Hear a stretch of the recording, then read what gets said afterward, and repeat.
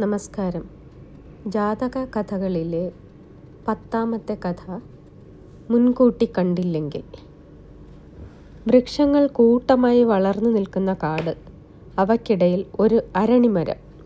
അതിൻ്റെ ചില്ലയിൽ കുറേ പക്ഷികൾ കൂടുവച്ചിട്ടുണ്ട്. ഒരു പരുന്തിൻ്റെ ജന്മമെടുത്ത് ബോധിസത്വനും കൂട്ടത്തിലുണ്ട്. വേനൽക്കാലമാണ്. സന്ധ്യയാകാറായി. പക്ഷികളെല്ലാം ചേക്കേറിക്കഴിഞ്ഞു. അരണിമരത്തിൻ്റെ ചില്ലകൾ കാറ്റടിച്ച് തമ്മിലുരസിക്കൊണ്ടിരുന്നു.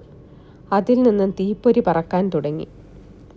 അടുത്ത മരത്തിലിരുന്ന ബോധിസത്വൻ അരണിമരത്തിലെ പക്ഷികളോട് വിളിച്ചു പറഞ്ഞു, "നിങ്ങളിരിക്കുന്ന മരത്തിൽ നിന്ന് തീപ്പൊരി ചിതറുന്നത് കണ്ടില്ലേ? കാട്ടുതീ ഉണ്ടാവാൻ ഇടയുണ്ട്. വേഗം രക്ഷപ്പെട്ടോളൂ." ബോധിസത്വൻ്റെ ശത്രുവായ ദേവദത്തനാണ് അരണിമരത്തിലിരുന്ന പക്ഷികളുടെ മൂപ്പൻ. അവൻ പരുന്തിൻ്റെ വാക്കുകൾ കേട്ട് പുച്ഛത്തോടെ ചിരിച്ചു. എന്നിട്ട് പറഞ്ഞു, "ഒരു തീപ്പൊരി പറന്നാലുടൻ കാട്ടുതീ ഉണ്ടാകുമത്രേ. വങ്കത്തരം പറയുന്നതിന് ഒരു അതിരുണ്ട്." പരുന്ത് വീണ്ടും പറഞ്ഞു, "തീപ്പൊരി വീണ് മരച്ചുവട്ടിലെ ഉണങ്ങിയ ഇലകൾ കത്തും. തീ പടർന്ന് മരവും കാടുമെല്ലാം എരിയും. നേരത്തെ രക്ഷപ്പെടുകയാണ് നല്ലത്." ഒന്നും സംഭവിക്കാൻ പോകുന്നില്ലെന്ന് പറഞ്ഞ് അരണിമരത്തിലെ പക്ഷി പരുന്തിനെ കളിയാക്കി. അപ്പോൾ പരുന്ത് എല്ലാവരോടുമായി പറഞ്ഞു, "കാട്ടുതീ ഉടനുണ്ട്. ഞാനിവിടെ നിന്ന് രക്ഷപ്പെടുകയാണ്. എൻ്റെ കൂടെ വരുന്നവർക്ക് വരാം."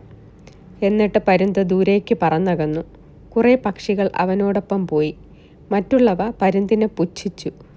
ഇതിനിടെ തീപ്പൊരി കരിയിലയിൽ വീണ് കത്തിപ്പടരാൻ തുടങ്ങി. പുക വ്യാപിച്ചു. അതോടെ ഇരുട്ടിന് കട്ടികൂടി. മരങ്ങളിലിരുന്ന പക്ഷികൾക്ക് ചൂടേറ്റു തുടങ്ങി. അപ്പോഴാണവർ രക്ഷപ്പെടാൻ വട്ടം കൂട്ടിയത്. പക്ഷെ എന്തു ഫലം? ഞൊടിയിടയിൽ കാട്ടുതീ മരങ്ങളെല്ലാം വിഴുങ്ങി. വിഡ്ഢിപ്പക്ഷികളെല്ലാം തീയിൽ വെന്തു മരിച്ചു. നന്ദി.